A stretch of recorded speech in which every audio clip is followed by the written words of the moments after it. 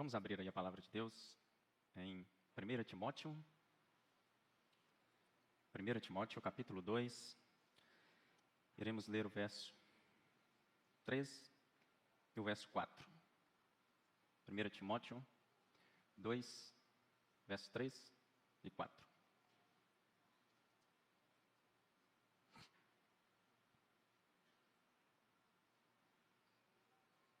Todos encontraram? Disse assim a palavra do Senhor: Isto é bom e agradável diante de Deus, nosso Salvador, a qual deseja que todos os homens sejam salvos e cheguem ao pleno conhecimento da verdade. Os irmãos podem assentar. Queridos, hoje, como os irmãos podem ver aí na tela, nós iremos falar sobre duas verdades, que existem na Bíblia, que é o querer, o desejo de Deus salvar a todos, mas ao mesmo tempo, a Bíblia também nos afirma que não será todos que irão ser salvos. Antes de nós entrarmos no texto cujo nós lemos, eu queria aqui, para não deixar dúvida com relação a respeito ao assunto em contradizer ele mesmo dentro da Bíblia, porque não há uma contradição do assunto, mas sim duas verdades sendo tratadas dentro das Escrituras. Nós temos, de um lado, Deus, que tem o desejo de que todos os homens sejam salvos. Ele só não tem o desejo, como vamos ver, que ele providenciou meios para que isto aconteça.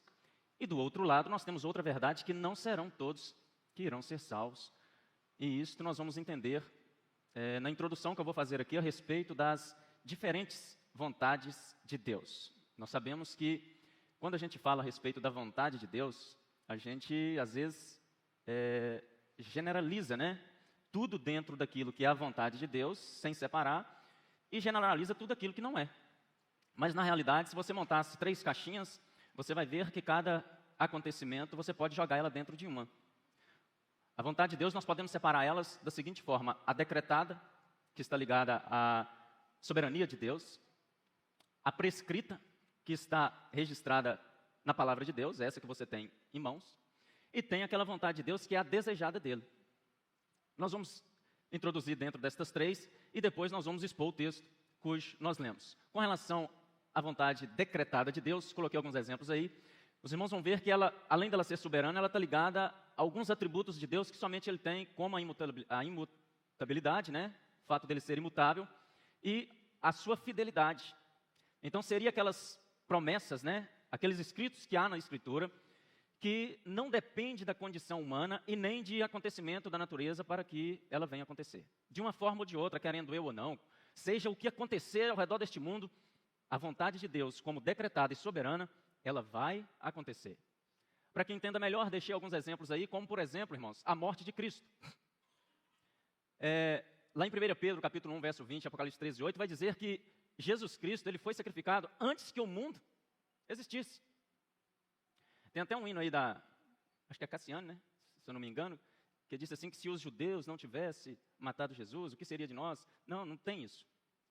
Isso aí foi uma vontade de Deus que foi determinada antes que o mundo fosse criado e que ele iria morrer. A influência humana não mudaria o sacrifício de Cristo. De uma forma ou de outra, ele morreria. Outro exemplo que eu coloquei aí está lá em João, a respeito da volta de Cristo. Quem pode mudar o dia da volta de Cristo? Ou podemos fazer alguma coisa para alterar alguma coisa nesse sentido? Ninguém. Então, seja eu querendo ou não, qualquer fenômeno da natureza que acontecer, seja o que for, não vai impedir. Esse dia vai acontecer porque já está decretado dentro da vontade de Deus. Um outro exemplo aí a respeito dos eleitos, das pessoas que são salvas. Já é garantido por Deus que eles vão estar com Ele. A salvação para quem tem ela é algo que valente nenhum pode ir lá na mão de Deus e dizer assim: olha, o Senhor salvou o José, então agora não. Agora o José não vai ser salvo, não. Não existe isso. Quem teve um encontro real com Deus, converteu verdadeiramente, ele tem a certeza de que ele é salvo e de que nada pode tirar isto dele. Se eu disser aqui, para você que é salvo, para você trocar a sua certeza da sua salvação para alguma coisa nesse mundo, você acharia alguma coisa que poderia ser trocada? Se você achar, é porque você não é. Não existe. Não existe paz melhor do que você saber que um dia você estará eternamente junto com o seu Criador. Então são vontades que são decretadas e que elas não vão mudar indiferentemente de momentos, de fenômenos da natureza ou ação humana. Esses aí são exemplos, mas existem outros, mas precisamos caminhar. A outra é a vontade prescrita, irmãos. Diferente da decretada, essa pode sim, as suas consequências serem alteradas. Porque elas estão escritas, mas, como vocês podem ver aí, Deus espera que o ser humano o siga. Elas estão nas Escrituras, mas elas estão aqui não impostas, mas elas estão estabelecendo regras para aqueles que é salvo seguir. E Deus espera que todo ser humano o siga, com o intuito de salvá-lo. Quando você vai, por exemplo, caminhar, viajar, para dar um exemplo, fazer uma viagem, aquelas placas que existem na estrada não existem por acaso, ela existe porque houve alguém que estudou e entendeu que se alguém tivesse que passar ali acima daquela velocidade ou fazer sua ultrapassagem no lugar proibido, viria a ter acidente. As leis de Deus é exatamente assim. Deus a instituiu e deixou que, olha, se você não passar por aqui, se você desobedecer, você vai morrer. Você vai colher consequências que eu não tenho para você. Aí eu deixei exemplos, como por exemplo os 10 mandamentos, né? Que Deus deixou depois, próprio Jesus, Mateus 22, resumiu eles dizendo, quando ele foi indagado a respeito disso. Se resume em amar a Deus sobre todas as coisas e o próximo como a ti mesmo. E quantas pessoas dizem odiar a Deus ou odiar o próximo? Temos a grande comissão, né? Que Jesus também deixou para a igreja, no quesito de evangelizar e espalhar o reino de Deus. A santificação, isso tudo aí tem influência do homem. O homem faz se ele quiser. Respeito à oração, né? Obediência às autoridades. Então estas são vontades que estão prescritas, estão nas Escrituras, mas que o homem é esperado que ele obedeça. Você pode influenciar nos resultados dessas vontades de Deus que elas estão prescritas. Diferente da decretada, que você não consegue influenciar. Eu peguei exemplo aqui, por exemplo, dos 10 mandamentos. Veja que está em Deuteronômio, capítulo 11, o verso 26. Deus vai instituir ali a bênção e a maldição. Isso aí é para quando o povo entrasse na terra prometida. Se eles viessem a obedecer os mandamentos, Deus disse, olha, vocês vão ter bênção. Se vocês vierem a desobedecer, olha aí a condição humana. Vocês escolherão maldição. Aí restava ao povo, nesta vontade de Deus, do que eles iriam fazer. Se eles iriam obedecer ou se eles iriam desobedecer. A consequência disso dependeria do que ele iria fazer, do que o povo iria fazer a partir do momento que eles entrassem na terra prometida. Deuteronômio 30, 19. Os céus e a terra tomam hoje por testemunho contra vós, de que te tenho proposto a vida e a morte, a bênção e a maldição. Escolhe, pois, a vida para que vivas, tu e a tua descendência. Então Deus colocou diante do povo, olha, vocês vão entrar na terra prometida, já tem os mandamentos que estão aí, eu vou colocar diante de vocês a bênção e a maldição, a vida e a morte. Vocês escolhem. O que é que aprendemos, queridos, até aqui? Aprendemos o seguinte, que a salvação, olhando para o texto que nós lemos, ela não é algo que é imposto sobre o ser humano. Ela é algo que é ofertada ao ser humano. Ela está disponível. É um presente que Deus deixou disponível para todos e disse assim, olha, está aqui. Aceita se você quiser. Você tem total autonomia de se alguém chegar aqui e presentear você, por exemplo, com um carro novo, você dizer, não, não quero não. Ou uma casa, ou qualquer coisa que você almeja. Não, não quero esse presente não. A salvação é mais ou menos assim, para que a nossa mente entenda. Deus deixou disponível para todo mundo, está aqui, olha, um dia todos vão passar por aqui, vão saber dela, vão encontrar com ela, deixa eles decidir. Se vocês quiserem. Aí existe, queridos, a outra vontade de Deus, que é a desejada. Nós vamos aprofundar nessa e falar um pouco da prescrita. Mas a desejada, aqui Deus pode querer e não acontecer. Assim como pode ser o contrário. Não querer e acontecer. Como, por exemplo, o texto que nós estudamos. Aqui já começamos, então, a analisar o texto cujo nós paramos. Observe este texto, para vocês verem dentro do que Deus deseja. Se você pegar o texto aí e estudar, vocês vão ver que tem um pronome aí sendo cifrado. Eu cifrei ele porque Paulo está trazendo uma ideia da importância do que está por vir, do que ele não falou ainda, mas do que ele está para falar. No verso 1 e 2, Paulo vai falar sobre a importância de orar, de fazer súplicas, a importância de orar, obedecer às autoridades constituídas. Aí quando chega no verso 2, ele vai deixar, olha, por isto Ele está dizendo, olha, preste atenção no que eu estou para dizer, porque o que eu estou para dizer é agradável diante de Deus, o nosso Salvador. E o que ele está para dizer? Está para dizer o seguinte, olha, que Deus tem dentro de si um desejo de salvar todos os homens. A outra coisa que ele vai dizer aí, que não somente salvar todos os homens, existe uma outra coisa que está ligando isso aí, que é, e venham ao conhecimento da verdade. Então são duas coisas. É diferente se eu perguntar para você assim, você quer ser salvo? Todos vão dizer assim, lógico, lógico que eu quero. E é diferente de eu dizer para você, mas você quer saber qual a verdade para ser salvo? Mudou tudo. Porque depois que você souber da verdade, talvez para você não compense. Assim como acontece com muitos. Por que muitos não serão salvos? Porque para eles é melhor viver conforme eles estão vivendo. A verdade de Deus, pouco importa. Então nós vamos, a partir de então, discorrer dentro desses dois assuntos. Primeiro, o desejo de Deus, de querer salvar todos os homens. Depois vou dizer o porquê que muitos não serão salvos. Lembrando, irmãos, que não é uma contradição, mas é duas verdades que está sendo tratada aqui dentro das Escrituras. Primeiro, desejo de Deus. Olha o que Ezequiel vai falar a esse respeito. Desejaria eu que, de qualquer maneira, a morte de um ímpio? Dos ímpios? Diz o Senhor Deus, não desejo antes que se convertam dos seus caminhos e viva? Porque não tenho prazer na morte do que morre, diz o Senhor Deus. Convertei-vos, pois, e vivei. Deus nunca teve, queridos, o prazer na morte de uma pessoa que morre sem salvação.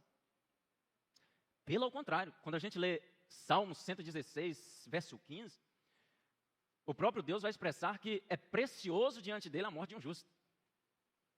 Mas quando vai falar da morte do ímpio, vai dizer que ele não tem o prazer nela. As pessoas morrem na sua impiedade porque escolhem viver em pecado e distante do que Deus tem para elas. Mas se fosse por conta de Deus, não morreria. Outra referência está em Ezequiel 31:11, que ele disse, vive eu, diz o Senhor Deus, que não tenho prazer na morte do ímpio, mas em que o ímpio se converta dos seus caminhos e viva. Convertei-vos dos vossos maus caminhos, pois por que razão morrereis, ó casa de Israel? O profeta Ezequiel está aí profetizando para o povo e dizendo para eles, olha, Deus não quer que vocês morrem nas suas impiedades. Deus não quer que vocês morrem, na maldade que vocês estão. Mas Ele quer que vocês convertam e venham até Ele. O que é, queridos, converter? Vai além do querer mudar. Uma coisa é o querer, outra coisa é o converter. Existem muitas pessoas que dizem assim, não, eu quero, mas não consigo. Se você converter, você consegue. Porque a conversão é como se você tivesse arrumado, por exemplo, na sua casa para vir para a igreja. E você tivesse colocado a sua blusa aos avessos. O que você faria com ela? Eu duvido que você viria com ela para cá aos avessos. Rapidamente você o trocaria. Não precisava nem ser aos avessos, talvez uma mancha que tivesse na sua camisa, você procuraria trocar ela. A conversão é mais ou menos isso, é você saber do erro que você tem, chegou ao conhecimento e você mudar. É você sair daquele caminho que você se encontra sabendo que está errado e ir para o caminho cujo Deus mostrou que é o certo. Isso é converter. O que Deus está falando aqui com Israel, em específico Judá, falando a respeito com Ezequiel, o profeta Ezequiel, é que o povo estava caminhando em caminhos tortuosos. E Deus disse para ele, olha, larga isso aí. Convertam os seus caminhos. Porque eu não tenho prazer na morte de vocês da forma que está aí. E qual é o meio que Deus usou? Para que isto fosse possível, Para que esse desejo dele de salvar todos os seres humanos, todo homem fosse salvo, tinha que ter um meio para isso. Deus não fez as coisas assim, desordenadas. Se você está sujo, se você está imundo, tem que ter alguma forma de te limpar, de te lavar. E Deus providenciou isso. Olha o que está lá, em Isaías 1, verso 8. Ele está dizendo, olha, por que vocês não vêm conversar comigo? É isso que ele está dizendo ali. Diz o Senhor. Olha o que ele vai dizer. Ainda que os vossos pecados sejam como a escarlata, eles se tornarão branco como a neve. Ainda que eles fossem como o carmesim, eles se tornariam brancos como a lã. Ele vai usar aqui dois termos, carmesim e escarlata, para dizer a intensidade do pecado que Israel estava vivendo. E ele vai usar aqui dois termos, lã e neve, para dizer o quanto ele poderia purificar o pecado de Israel.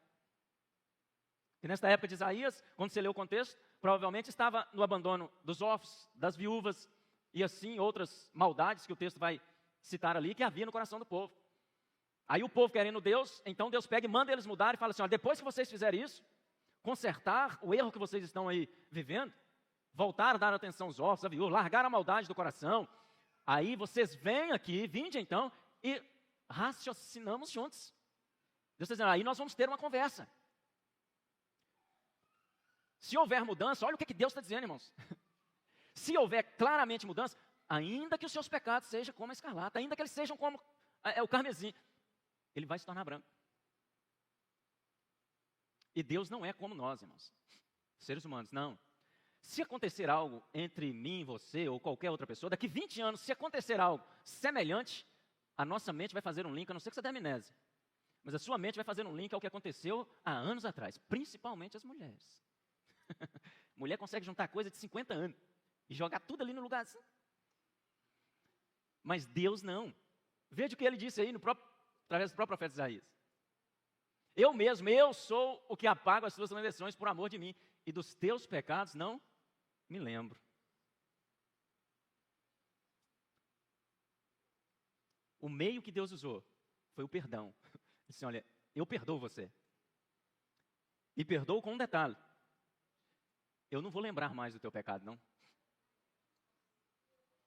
Mas para isso é preciso ter mudança, irmãos. É preciso ter mudança. Deus não está dizendo isso ao Léo. Deus está dizendo para um povo que está vivendo uma vida no erro. Um povo que está vivendo fora dos seus mandamentos, ele está dizendo, olha, eu não tenho prazer que vocês vivem desse jeito. Tem pessoas morrendo e eu estou triste. Eu preciso que vocês mudem, venham, conversa comigo. Não importa a situação do seu pecado, não importa a gravidade que ele é. Eu tenho poder, eu tenho capacidade de deixar ele branco como a lã. Eu tenho capacidade de deixar vocês limpos.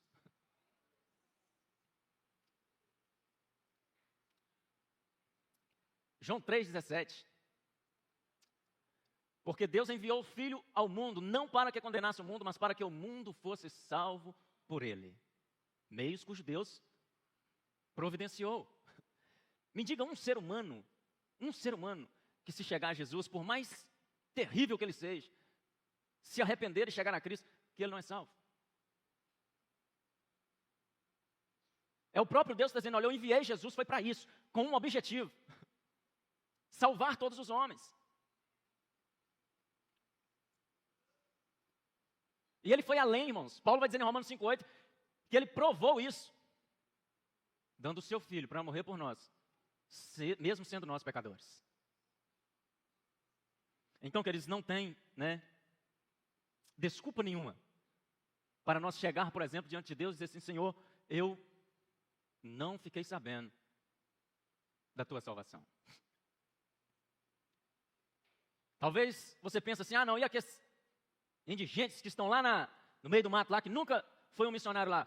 Engano seu, irmãos. A Bíblia diz que o céu e a terra proclamam a glória de Deus. Ninguém, absolutamente ninguém poderá chegar lá e dizer, Senhor, eu não tomei conhecimento dos teus feitos. Porque Deus deixou isso disponível a todos nós. A todo ser humano. Então, se você não tem a certeza da sua salvação, saiba que hoje, mais uma vez, creio eu, é uma oportunidade de você abraçar isso. De você saber que existe uma pessoa chamada Deus, que não te julgará pelo seu feito, mas sim pela atitude que você vai tomar. Pelo contrário, o que te oprime e te faz ter a incerteza, o próprio Deus vai dizer que vai esquecer. Mas como eu disse para os irmãos, isso aí é um desejo de Deus, de que todos sejam salvos. Mas aí entra a outra parte, a outra verdade que temos. Porque não serão todos salvos. Analise o texto que nós lemos. Discorremos sobre o desejo de Deus de ser salvo. Agora vamos a respeito do conhecimento da verdade.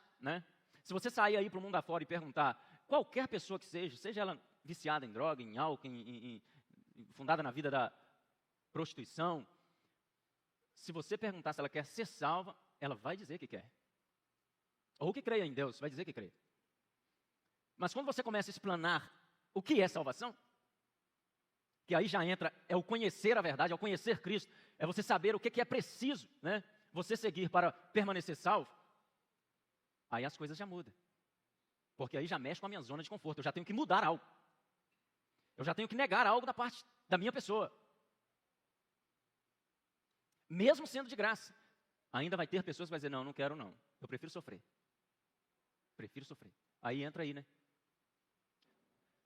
Disse Jesus, eu sou a verdade, eu sou a luz.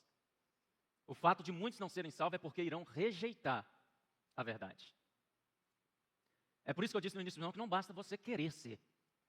Somente não. É preciso você aceitar a verdade a respeito da salvação. Aí o fato de muitos não querer isso, desviarão os ouvidos da verdade. E em vez da sã doutrina, o que é que eles irão fazer? Eles irão recorrer a fábulas. Irão recorrer a discurso que irão massagear o seu ego. Mensagens que irão adaptar ao conforto que está vivendo. É o que Paulo vai instruir a Timóteo. Dizer, Timóteo, olha, vai vir um tempo aí, rapaz. Que a coisa não vai ficar bonita, não. Homens sábios, chamados de doutores, irão reunir. E eles irão sair da sã doutrina. E o que eles irão decidir entre eles serão como comichões nos ouvidos. Irão abandonar a sã doutrina e irão recorrer a fábulas. Não adianta, irmãos, você ter uma mensagem que vai massagear o seu ego dentro do pecado que você tem. Muitas pessoas são assim. E acham até ruim. Cada um tem sua vida para cuidar da sua. É? Tá bom. Continua assim. Lá no juízo final você vai ver se é dessa forma. A verdade bíblica, irmãos, ela não é... A Bíblia diz assim que ela não é de particular interpretação. Eu não leio uma coisa, vou interpretar uma, o pastor lê outra, interpreta outra. Não, isso não é individual. Existe um coletivo para que saia uma verdade de um texto. Eu não tenho uma, você não. A verdade é uma. O que nós precisamos é segui-la.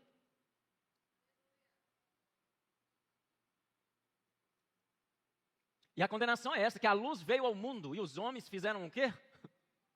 Amaram mais as trevas do que a luz, porque as suas obras eram más. Rejeitaram a luz, rejeitaram Jesus. Por que muitas pessoas não aproximam de Cristo? Ou têm pavor de estar perto de alguém que quer levar ela para a luz? Porque as suas obras são más. Uma vez aproximando da luz, tem que ser luz. Agora, se não quer ser luz, dificilmente vai conseguir se aproximar da luz. Pode até estar no meio de quem é luz, mas se permanecer no pecado, continua apagado. Continua distante do que Deus tem para a sua vida, que é salvar sua alma. Nós temos que tirar da ilusão da cabeça, achar que estar dentro da igreja, participar dos cultos, às vezes pregar, tocar, exercer alguma atividade, isso faz parte de nós ser salvo. Não, irmãos. Tem muitas pessoas fazendo isso e às vezes tanto condenada porque está vivendo a vida em pecado oculto.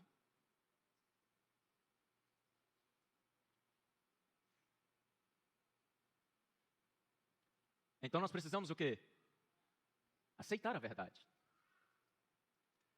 Amar Cristo que é a luz. Rejeitar as obras das trevas. Quantas pessoas estão morrendo sem compromisso com Deus? Porque rejeitaram a verdade. Lembro de um evangelismo que estava fazendo no interior aqui em Marilac. E nós fomos evangelizar uma casa de uma senhora que ela já estava com seus 90 para lá, acamada. E junto com a equipe de evangelismo, nós entramos naquela casa, evangelizamos, falamos de Jesus Cristo. Mostramos para ela o que deveria ser feito para ser recebida no céu. Ela ficou até o fim, dizendo não. E eu era o ministrante lá, e eu disse, por que a senhora está dizendo não? Eu gostaria de saber. E falei com ela, só não levanta essa cama mais. Daqui só vai para a morte. Eu quero saber o porquê que a senhora está dizendo não. E ela foi clara em dizer, eu não abandono a minha Virgem Maria. Não quis, irmãos. Nós saímos daquela casa e eu disse para o meu companheiro que estava ali, falei, rapaz, é impressionante. 2 dias depois aquela mulher morreu. E aí? E eu estou falando de uma senhora que estava acima dos seus 90, mas não se engana não. Você que tem aqui 17, você que tem aqui 20, 30, você pode ir também.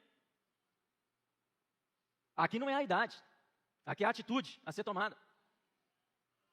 Tem muitas pessoas aí que não tem nada, problema de saúde nenhum, e estão morrendo. E quando o nosso dia chegar? Nós vamos chegar abraçando a verdade ou rejeitando ela? Cabe a você tomar essa decisão. Você que está ouvindo, né? A palavra de Deus. Escolheram a porta e o caminho errado, queridos. Entrai pela porta estreita, porque larga é a porta e espaçoso o caminho que conduz à perdição. E muitos são os que entram por ele. Porque estreita é a porta e apertado o caminho que leva à vida, e poucos há o que a encontra.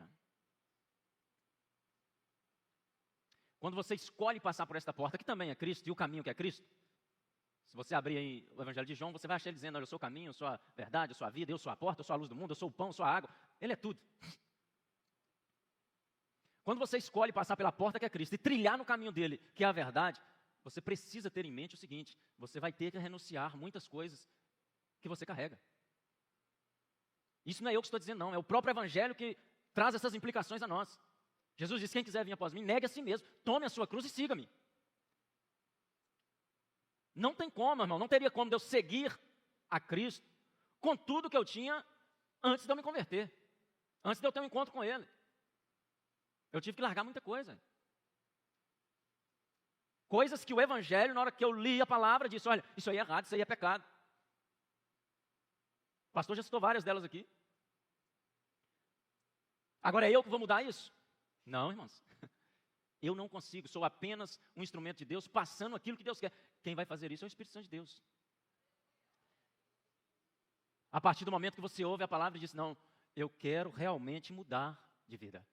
Eu quero realmente ser salvo. Você aqui hoje pode decidir qual grupo você quer ficar. Se você quer ficar naqueles grupos que estão condenados e naqueles grupos que já estão salvos. Assim, irmão, já está condenado? Tá. O Evangelho de João diz assim, quem crer será salvo, quem não creu está condenado. A pessoa que toma o conhecimento da verdade e não quer Cristo, não tem um compromisso com Deus. Você pode até estar vivo, mas para Deus está condenado. Espiritualmente falando, você não tem vida em si, você é um ambulante andando aí nesse mundo afora. Para que você viva é necessário que você seja vivificado. E você só é vivificado através do que Deus disponibilizou, que é a salvação. Caso contrário, você continua morto em seus pecados. O bom de tudo isso, queridos, para nós terminar é o seguinte. Queria que você olhasse 2 Pedro 3,9. Muitos já se foram, muitos salvos, muitos condenados. Salvos por ter abraçado a verdade em Cristo Jesus. Condenados por ter rejeitado o mesmo. Agora olha o que Pedro está dizendo. O Senhor não retarda a sua promessa, ainda que alguns a tenham por tardia. Mas é longânimo para convosco, não querendo que alguns se percam, senão que todos venham a arrepender-se. O motivo cujo você que está ouvindo esta mensagem, que ainda não tem a certeza da sua salvação, ela está implícita nesse texto. É porque Deus está sendo longânimo, a ponto de que você venha a arrepender e converter. Eu sei que o pensamento de muitos é, rapaz, há mais de 2000 anos, esse pessoal vem falando a respeito de Jesus, que ele volta e nada. Mas não enxerga como tempo demorado, não. Enxerga como a longanimidade de Deus. É Ele sendo longânimo, dando a oportunidade para você se converter e se entregar a Ele. Deus quer salvar a sua vida. Deus quer que você saia daqui hoje com a certeza da sua salvação. Sem tubiar em pensamentos. Isto é algo que está garantido. Você não precisa fazer absolutamente nada, irmãos. Apenas seguir o que está já escrito.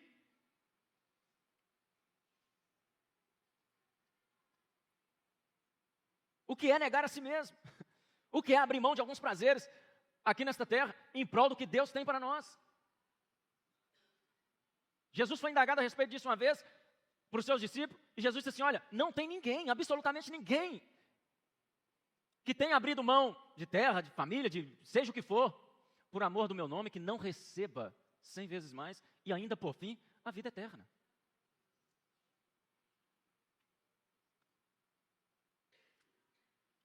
Então hoje, queridos, é mais uma oportunidade que eu tenho certeza de que Deus está dando a você, para que você aprume a sua vida e se conserte diante dele.